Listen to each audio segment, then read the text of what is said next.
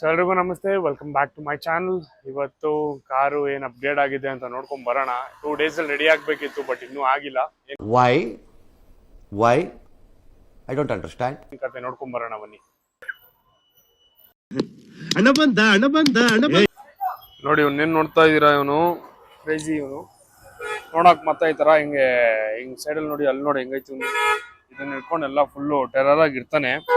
But ಏನೂ ಇಲ್ಲ, ಇದು ಹಸುವಾಗಿ ಹುಟ್ಬೇಕಿತ್ತು, ಅಪ್ಪಿ ತಪ್ಪಿ ನಾಯಾಗಿ ಹುಟ್ಬಿಟ್ಟವನೆ.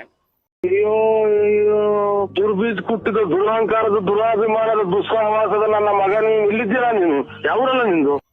ನೋಡಕ್ ಮಾತ್ರ ಹಿಂಗೆ. ಅರೆ ಮಗು ಮಗು ಮಗು ಇದು. ನಿಮ್ಗೆ ಹೆಸರು ಅನ್ನೋದು ಇನ್ನೂ ಏನು ಇಟ್ಟಿಲ್ಲ. ನಿಮ್ಗೆ ನಾನು ಹೆಸರಿದೆ ಸಜೆಸ್ಟ್ ಮಾಡಿ. ಮಲ್ಕೋಗಾಯ್ತು. ಸೊ ಇದೇ ನಮ್ಮ ಬ್ಲ್ಯಾಕಿಂಗ್. ಫುಲ್ಲು ಇಲ್ಲಿ ಪಕ್ಕದಲ್ಲಿ ಕನ್ಸ್ಟ್ರಕ್ಷನ್ ನಡೀತಾ ಇರೋದ್ರಿಂದ ಫುಲ್ ಗಬ್ಬೆದೋಗ್ಬಿಟ್ಟಿದ್ದಾನೆ. ಫಸ್ಟು ಹೋಗಿ ಒಂದು ವಾಶ್ ಮಾಡ್ಸೋಣ. ವಾಶ್ ಮಾಡಿಸ್ಕೊಂಡು ಆಮೇಲೆ ಗ್ಯಾರೇಜ್ ಕಡೆ ಹೋಗಿ ಏನು ಸೀನ್ಸ್ ನೋಡ್ಕೊಂಡ್ ಬರೋಣ. ಎಲ್ಲರೂ ಗಾಡಿಗಳಿಗೆ ಒಂದೊಂದು ಕೀ ಇಟ್ಟರೆ ನಾನು 3 ಇಟ್ಟಿದ್ದೀನಿ. ಒಂದು ಸೈಡ್ ಲಾಕ್ಗೆ, ಒಂದು ಇಗ್ನಿಷನ್ಗೆ, ಒಂದು ಈ ಪೆಟ್ರೋಲ್ ಟ್ಯಾಂಕ್ಗೆ ಅಂತ. ಈ ಒಂದು ಅದ್ಭುತವಾದ ಕ್ಷಣಕ್ಕೆ ಭಾರತವೇ ಸಾಕ್ಷಿಯಾಗಿದೆ. ಗಾಡಿ ತುಂಬಾ ದಿನದಿಂದ ತೆಗ್ದಿಲ್ಲ ಅಂದ್ಬಿಟ್ಟು ಸೆಲ್ಫೇ ವರ್ಕ್ ಆಯ್ತಲ್ಲ.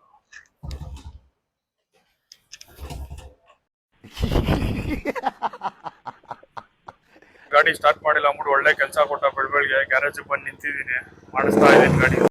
A few moments later. Full washing ಆಗ್ತಾ ಇದೆ ಬ್ಲ್ಯಾಕಿಗೆ. ಇವಾಗ full spa treatment. Around 2 full facial ಆಗ್ತಾ ಇದೆ. Around 3 full body massage. ಮತ್ತೆ ಲಾಸ್ಟ್ ಒಂದು ವಾಷಿಂಗ್ ನಡೀತಾ ಇದೆ. ಫ್ರೆಶ್ ಆಗಿ ಏನೋ ಕಾಣಿಸ್ತಾವನೆ, ಆದ್ರೆ ಅಷ್ಟೆಲ್ಲ ಉಜ್ಜಿ ತೊಳೆದ್ರು ಇನ್ನೂ ಬೆಳ್ಳಗಾಗಿಲ್ಲ ಈ ನನ್ನ ಮಗ. ನೀನೇನು ನೀನ್ ಕರೆಕ್ಟ್ ಆಗಿರೋ, ನೀನ್ ಕರೆಕ್ಟ್ ಆಗಿದ್ದು 4 ಜನಕ್ಕೆ ಬುದ್ಧಿ ಹೇಳಲೇ ಲೋಪಾರ್ ನನ್ ಮಗನೇ. ಮನೆಗೂ ರೀಚ್ ಆದ್ವಿ.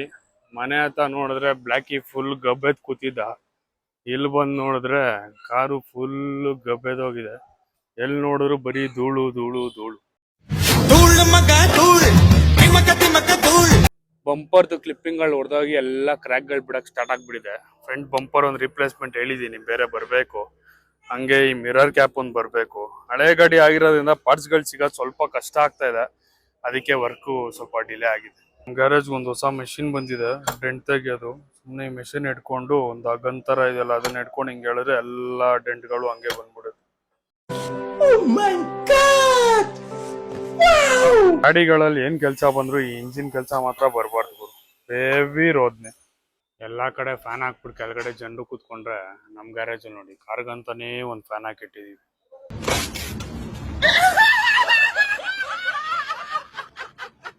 ಇವನ ಅಂದ್ರೆ ಇವಂದೇ ನೋಡಿ, ಏನು ಟೆನ್ಷನ್ ಇಲ್ಲ, ನೆಮ್ಮದಿಯಾಗಿ ಆರಾಮ್ ತಿನ್ಕೊಂಡು ಮಲ್ಕೊಂಡು ಹೆಂಗ್ ಜಾಲಿಯಾಗ.